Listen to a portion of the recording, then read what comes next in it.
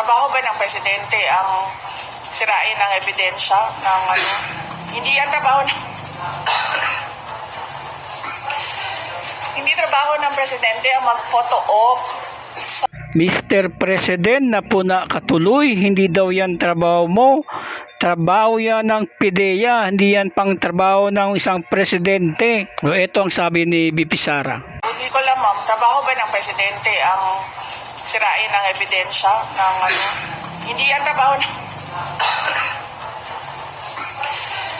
hindi trabaho ng presidente ang mag-photo op sa nahuli na drugs at mag-photo op sa pagsira ng nahuli na drugs.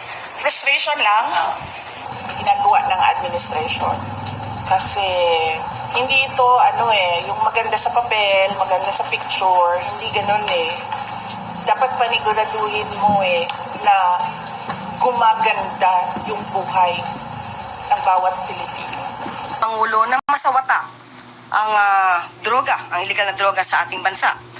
At ang pagtatrabaho po ng Pangulo ay dapat maramdaman ng tao. Hindi po ito pang photo ops lang. Ito ay nagsisilbing babala sa mga kriminal. At nagsisilbi rin po itong inspirasyon sa taong bayan na nagnanais na masawata ang